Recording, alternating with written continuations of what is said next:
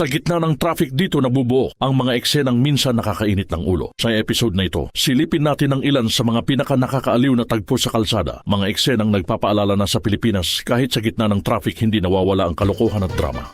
Narito na ang mga nakakaaliw na eksena sa...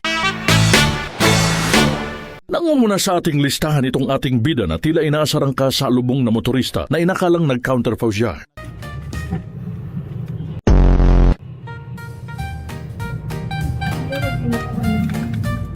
Mali lang ma'am, binibidyoan ko lang para matulong ng leksyon.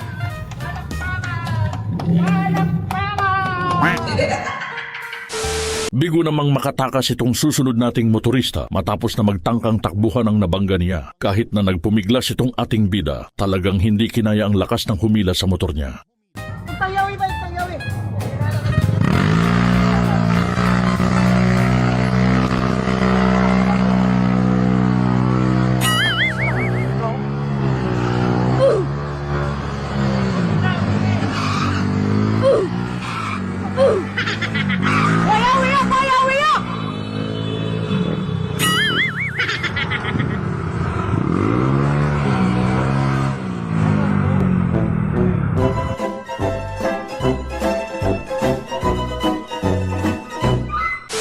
Kakaiba naman ang naging engkwentro sa susunod nating eksena. Matapos na mag-counterfeit itong ating bida, ang kanilang alitan ay nauwi sa asaran parang mag-tropa lang na nagbibiruan.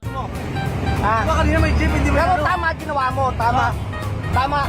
ano Oh. mo nga? Tama. Pakita mo cellphone mo. Cellphone mo pangit. Talaga. Tangin na mas pangit na mo. Yung mo itsura mo. Oo. Mga poser gago. Buyan, gwapo mo. Oh. Gwapo sa'yo. Oh, edi gwapo ka na. Ito. Oh, gwapo ka. Ito may bakla kasama. Tanong mo, gwapo. Oh. Gwapo ha. Tanga, pangit ang mukha mo. Pinagmamalaki ko ang mukha ko. Dapat sasabihin mo bakit ako. Pinagmalaki mo. May sinabi ko. Wala yan, nakabidyo ka. Oh. Sisingit ka. Laki raw ng mata mo. Pangit mo tanga. Sinabi kong gwapo ko? Sabi ko eh. Ha? Sinabi kong gwapo ko? Sabi ko diba, gwapo ka? Sinabi kong gwapo ko? Ano? Ano? Ano? Gwapo ako? Hindi naman umubra ang motorista sa nakasabayang siklista. Naging mainit ang kanilang sagutan nang magpangabot sila sa pedestrian.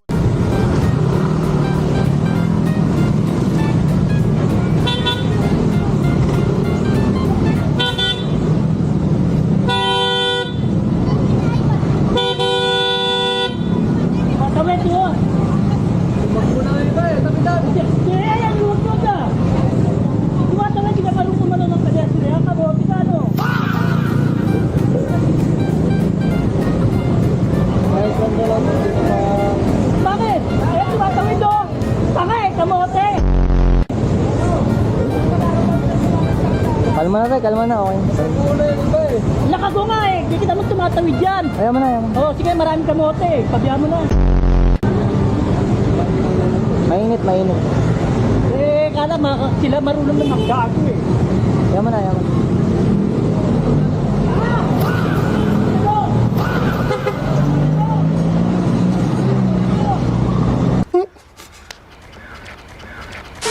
Road rage to the max level naman ang susunod nating eksena. Tila gigil na gigil itong ating bida sa motorista at pasaherong kaalitan niya.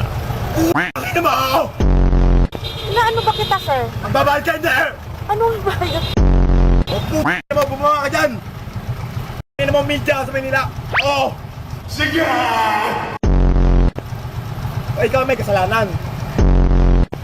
Masikatin mo, sumo mo kay Tulpo! Oh, sige, sir. Sino ang presidente ng BBM? Anong petsa? Anong oras? Puti mo ako! Ka! Bakit ako mag-gaya? Inaabala mo ang oras ko, binagya mo ang motor ko! Puti mo ako! Mason ako! Go! Wala kaming pakialam! Awagin mo lahat! Puti naman barkada ako si Borgie Manotok, tanong mo! Ano? Lalabang ka, babaratan na kita! Bababa nga o! Bababa nga o! Naging mainit naman ang alitan nitong susunod nating eksena. Walang humpay sa paghingi ng lisensya. Itong ating bida sa motorista na kaalitan niya. Lisensya mo! Ako, nasa lugar ako. Akin na yung lisensya mo! Ako sa inyo. Akin na! Kaya mo, galit na galit. Titignan ko ang lisensya mo! Nakadrugs ka pa! Akin na yung lisensya mo! Nakadrugs daw Titignan ako. ko ang lisensya mo! Ba't pulang-pula mata mo? Nakadrugs ka ba? Akin na lisensya mo! Huwag mo akong videohan! Naintindihan mo ako? Akin na lisensya mo! Sir, wala akong Pagod ka ba? Wala akong Sabog problema. ka, no? Wala akong pagkakamali. Sabog ka, no? Dinidgit mo kami, hindi mo nakikita yon? Ano kikita? Pinatay mo kami, ah! Ikaw wala sa linya. Ako wala sa linya, ko! Tagawa niyo Akin sa na inyo. lisensya mo! Akin na lisensya mo!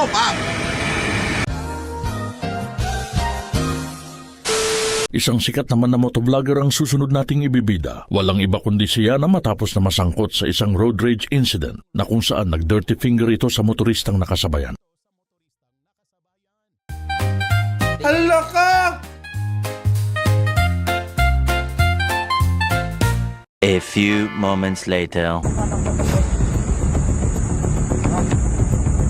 Sorry, ano? Bakit nga ba? Ha? Bakit nga ba? Bakit nga ba? Bakit nga ba?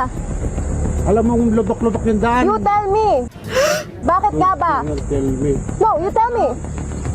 You tell me. Huwag kang mamamakyo. Bakit nga ba? You tell me. Nagit-git nyo kasi May side mirror ka, ako wala. Huwag kayo iiyak. Hindi ka gumagamit side mirror mo? Huwag ka doon na. Ikaw ang wag ganon. You use your side mirror. Motostick ko nila. Kung ganyan ka pa, sira ulo.